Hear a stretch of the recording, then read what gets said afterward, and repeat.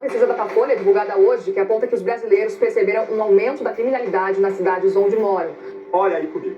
Tendo outro fuzil na mão, ele é facilmente vendido por uma pistola, até com uma pedra na cabeça. Enquanto ele está tentando levantar o fuzil e colocar o fuzil para atirar, alguém joga uma pedra e já derrubou o sujeito. A subutilização das Forças Armadas brasileiras é um problema que salta aos olhos. Enquanto tropas permanecem aquarteladas, a criminalidade avança com números alarmantes, deixando claro que o país desperdiça um poder estratégico capaz de atuar diretamente no enfrentamento às facções. Eu não quero as Forças Armadas, sabe, na favela, brigando com bandido. Não é esse o papel das Forças Armadas? E enquanto eu for presidente, não tem GLO. Em outras nações da América Latina, os militares já são empregados para conter o crime organizado, assim como até mesmo em países desenvolvidos como Estados Unidos, Rússia e China, que utilizam suas forças federais para combater o tráfico de drogas e a violência de forma ampla. O contraste evidencia o quanto o Brasil se mantém preso a uma lógica ultrapassada, deixando de lado um recurso que poderia mudar significativamente o cenário interno. Essa postura acaba por sobrecarregar as polícias estaduais, que enfrentam diariamente problemas que deveriam ser tratados em nível nacional.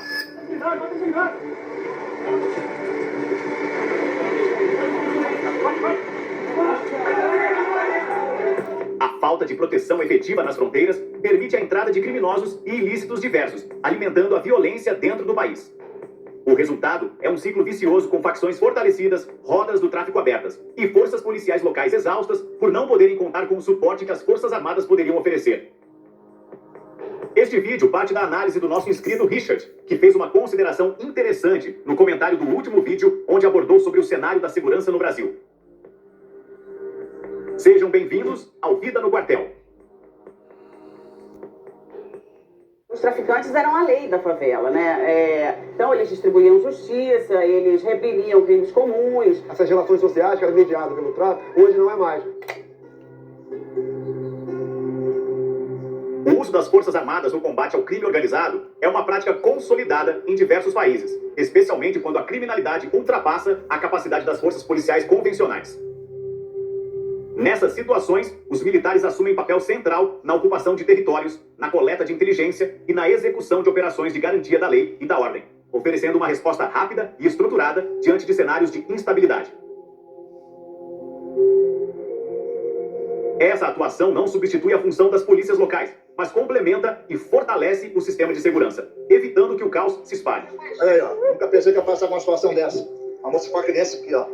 Olha só.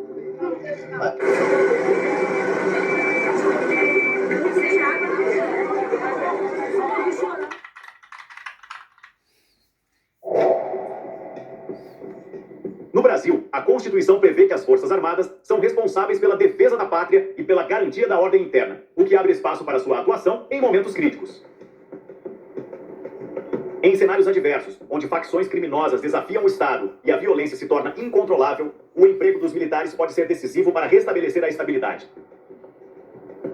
A presença das tropas, somada à sua capacidade logística e operacional, representa um recurso estratégico que não pode ser ignorado quando o país enfrenta ameaças que comprometem a segurança nacional e a vida da população. As pessoas ficam fácil. O que chama a atenção é a forma como o Brasil mobiliza milhares de militares para garantir a segurança em eventos internacionais, mas não aplica a mesma lógica para enfrentar a criminalidade cotidiana. Chegou ao fim hoje o decreto da garantia da lei e da ordem. Olha, moradores da Zona Sul relatam já a volta da insegurança. Você poderia contar dinheiro aqui no meio do aterro e andar com o celular à vontade de 4 horas da manhã, que não acontecia nada, não tinha problema nenhum, né? O G20 foi embora, a segurança também foi embora junto com o G20. A ECO 92 e a cúpula do G20, ambas no Rio de Janeiro, são exemplos claros de como o governo federal reconhece a capacidade das Forças Armadas quando há pressão externa.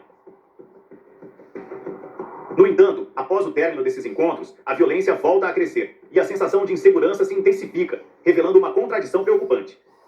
Essa contradição se agrava, porque a segurança pública no Brasil continua sendo tratada como pauta política, quando deveria ser encarada como questão técnica e estratégica.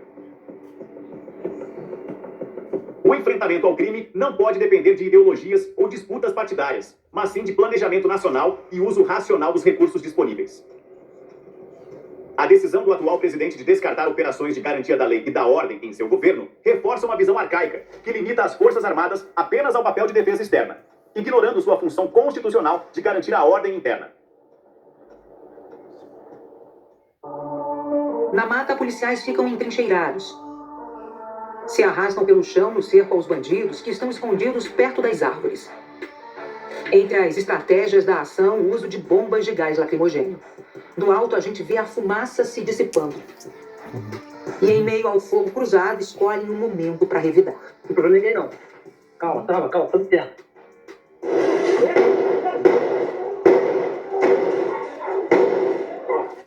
Enquanto isso, países como os Estados Unidos demonstram agilidade e pragmatismo.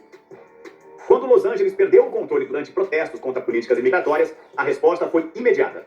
A Guarda Nacional e os fuzileiros navais foram mobilizados para conter os ânimos e restabelecer a estabilidade. Esse exemplo mostra que o uso das forças militares não é apenas legítimo, mas necessário em situações de crise. O Brasil, ao insistir em manter suas tropas afastadas no combate à criminalidade, deixa a população vulnerável e reforça a percepção de que o Estado não consegue proteger seus cidadãos. As Forças Armadas brasileiras possuem capacidades únicas que poderiam ser decisivas no enfrentamento ao crime organizado. O Exército, com sua estrutura logística e capacidade de ocupação territorial, teria condições de sufocar áreas dominadas por facções como o PCC e o Comando Vermelho, impondo presença e controle em regiões estratégicas. A Marinha, com seu poder de patrulha e monitoramento das rotas marítimas e fluviais, poderia cortar linhas de abastecimento de drogas e armas que entram no país pelos portos e rios. Já a Força Aérea, com sua tecnologia de vigilância e interceptação, seria capaz de monitorar fronteiras e rotas aéreas clandestinas, fechando o cerco contra o tráfico internacional.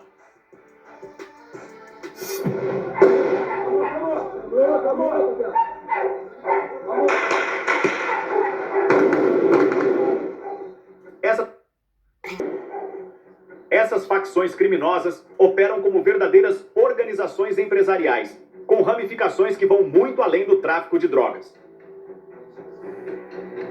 O PCC, por exemplo, controla rotas internacionais de cocaína, mantém conexões com cartéis estrangeiros e exerce influência dentro e fora dos presídios brasileiros.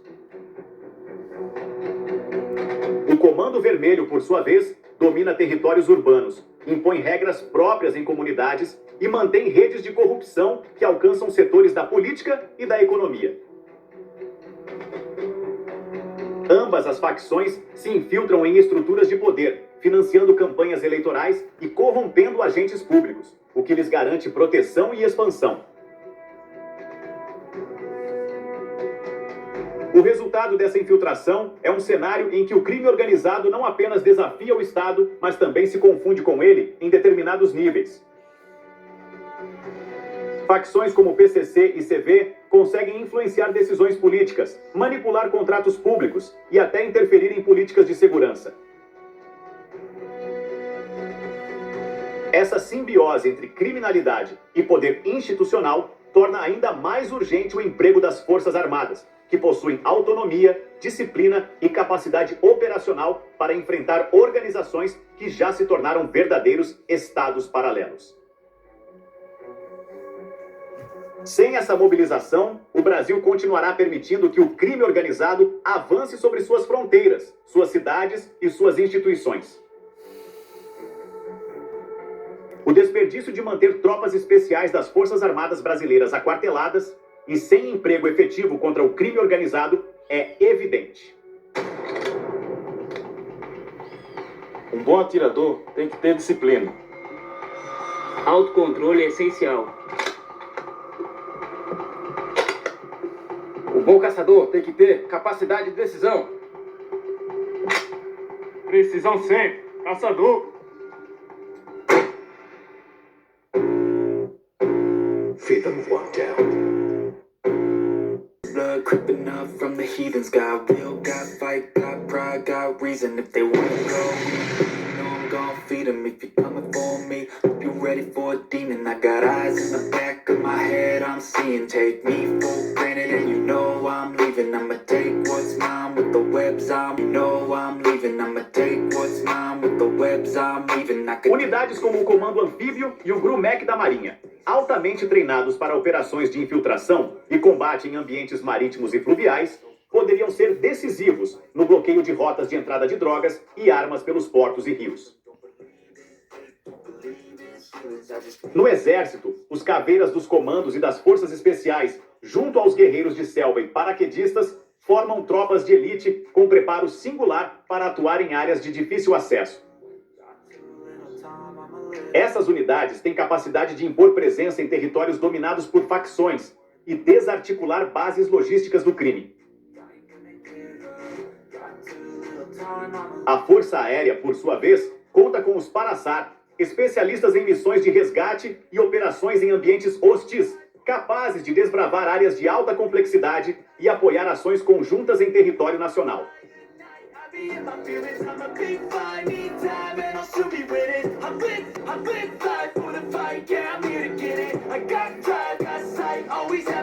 Somadas às unidades de elite das polícias estaduais, como BOP, CORE e equipes da Rota, essas forças poderiam formar um cinturão de combate integrado contra o PCC e o Comando Vermelho, que hoje operam como verdadeiras corporações criminosas.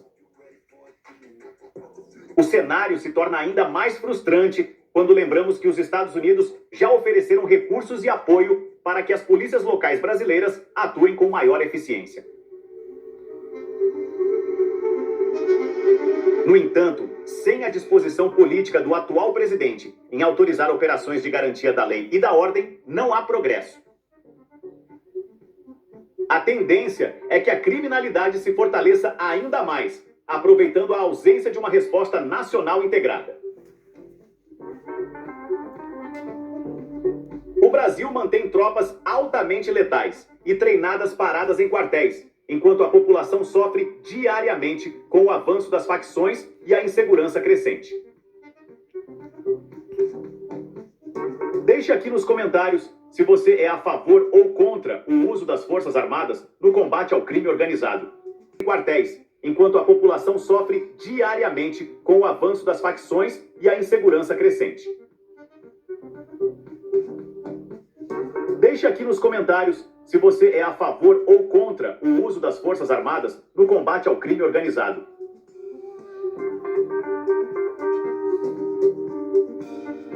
Em tempos de incerteza, como o que estamos vivendo, é fundamental estar preparado para qualquer desafio. O smartwatch militar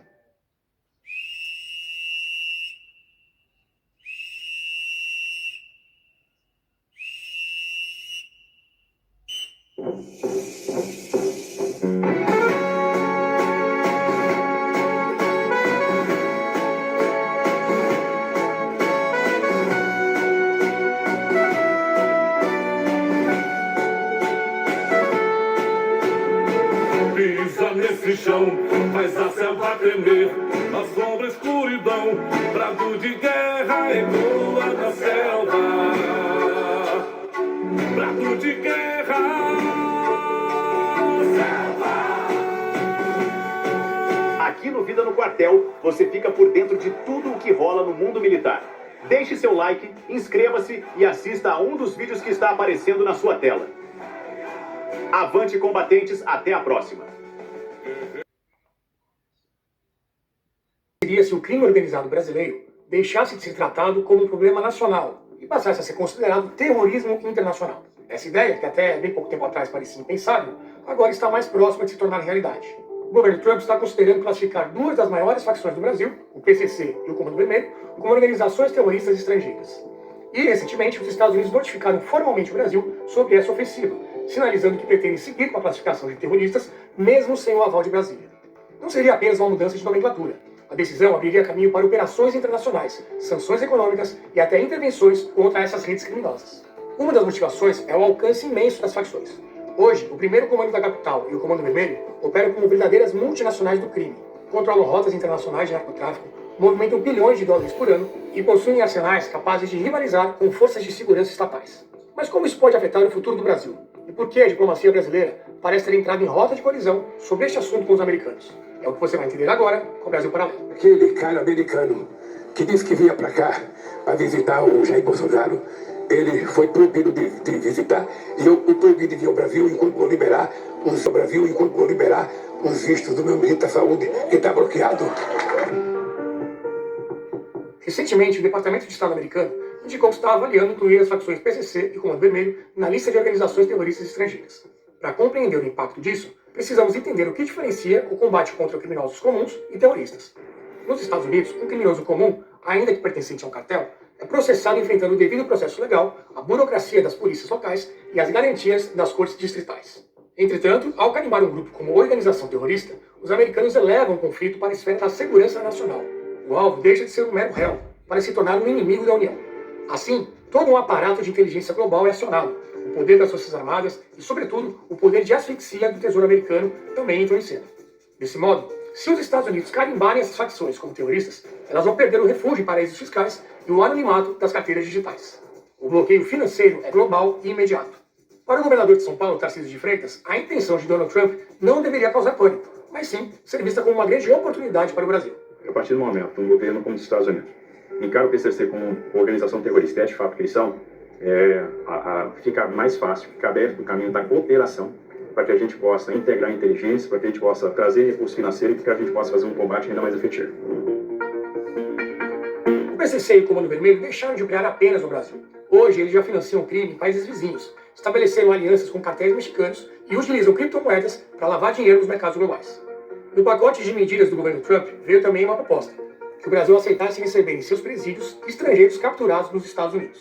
A ministra da Secretaria de Relações Institucionais, Gleisi Hoffmann, afirmou que o Planalto é totalmente contra a proposta de Trump.